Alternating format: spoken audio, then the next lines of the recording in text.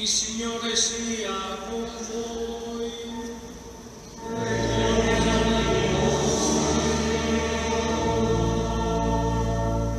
Dal Vangelo secondo Giovanni.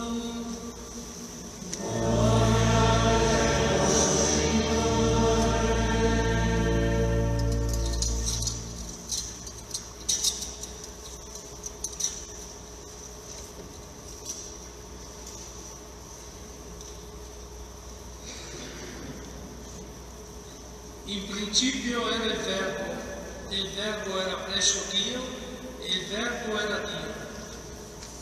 Egli era in principio presso Dio. Tutto è stato fatto per mezzo di Lui, e senza di Lui nulla è stato fatto di ciò che esiste. In Lui era la vita, e la vita era la luce degli uomini. La luce splende nelle tenebre, e le tenebre non l'hanno vinta. Venne un uomo mandato da Dio, il suo nome era Giovanni. Egli venne come testimone per dare testimonianza alla luce, perché tutti credessero per mezzo di lui. Non era lui la luce, ma doveva dare testimonianza alla luce.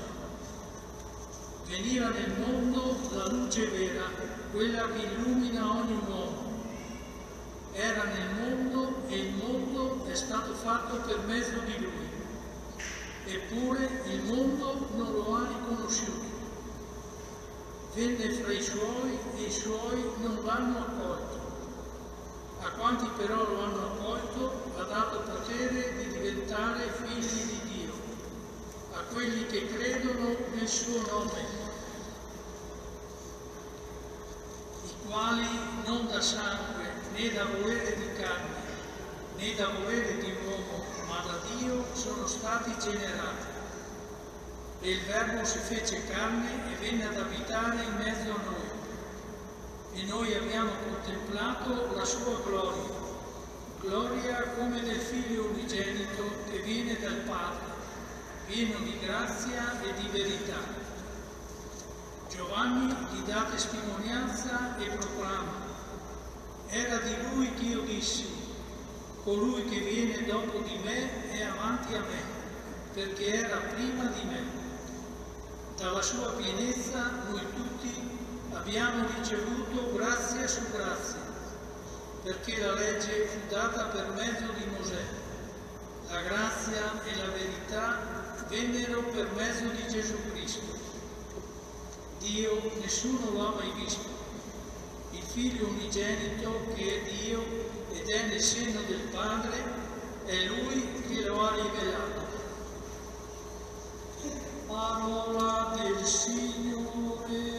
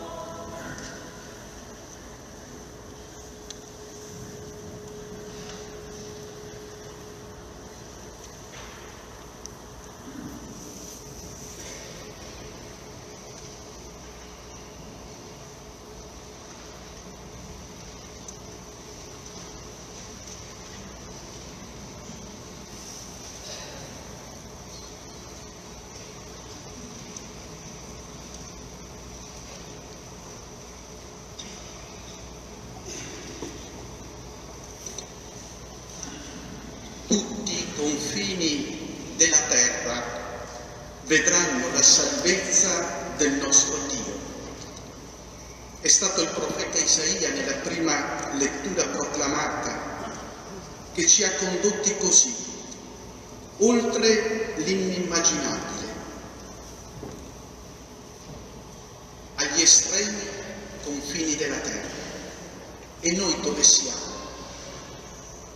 Nel Salmo abbiamo pregato ancora così: tutti i confini della terra hanno veduto la salvezza del nostro Dio.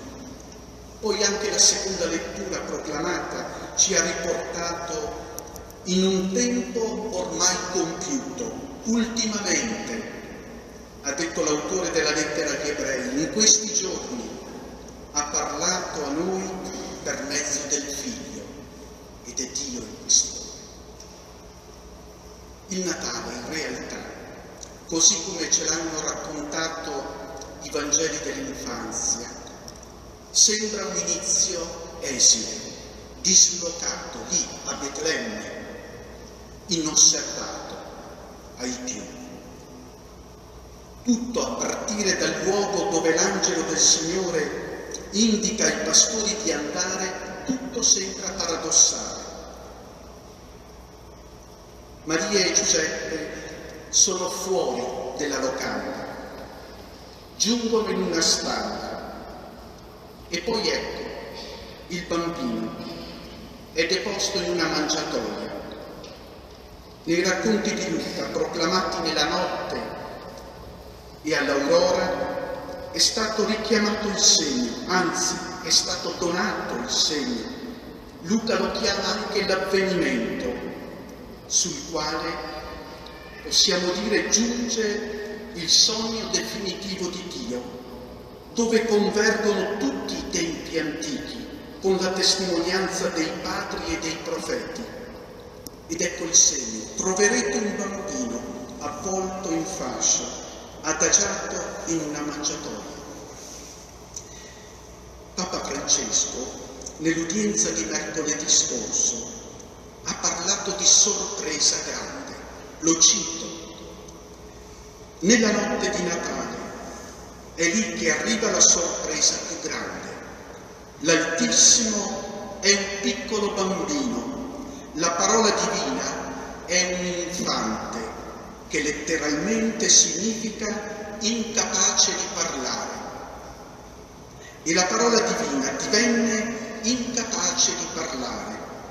Ad accogliere il Salvatore non ci sono le autorità del tempo o del posto o gli ambasciatori, no, sono dei semplici pastori che, sorpresi dagli angeli mentre lavoravano di notte, accorrono senza indugio. Chi se lo sarebbe aspettato? Natale, deduce il Papa, è celebrare l'inedito di Dio, o meglio, è celebrare un Dio inedito che ribalta le nostre logiche e le nostre attese. Eccoci qui, tra le mani anche noi, un Dio inedito, inaspettato, addirittura sconcertante. Quante domande riguardo nelle mille situazioni della nostra vita in cui non abbiamo saputo parlare di Lui.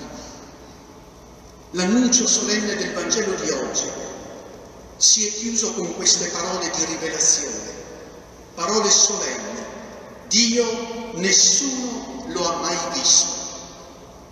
Il Figlio unigenito, che è Dio ed è nel seno del Padre, è Lui che lo ha rivelato.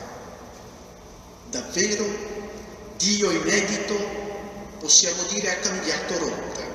Noi pensavamo la sua manifestazione simile alle glorie che gonfiano la nostra vita e ci intrigano molto e ne soffriamo. Ci rendono concorrenti gli uni con gli altri. Dio interviene perché questo si arresti, questa logica. La via inedita di Dio invece, eccola, ce l'ha detta ancora l'Evangelista: il Verbo si è fatto carne, venne ad abitare in mezzo a noi.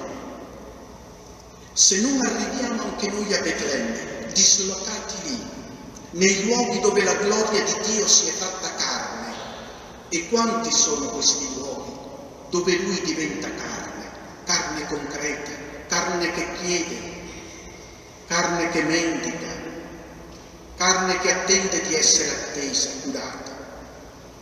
Nella stessa carne di una donna, Maria, se non arriviamo lì, Dio resterà un nessuno lontano, una caricatura della vita, una parola altosonante, sì, magari anche celebrata, ma vuota.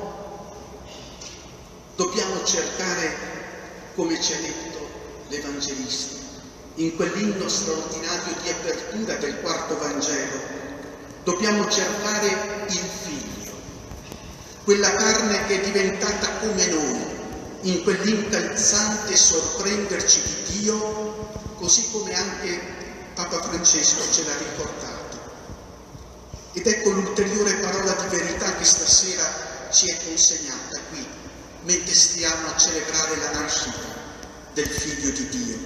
Venne tra i Suoi e i Suoi non l'hanno accolto. A quanti però lo hanno accolto ha dato potere di diventare figli di Dio. Strano, Dio, che nessuno ha mai visto, si fa accogliere. Dove accogliere?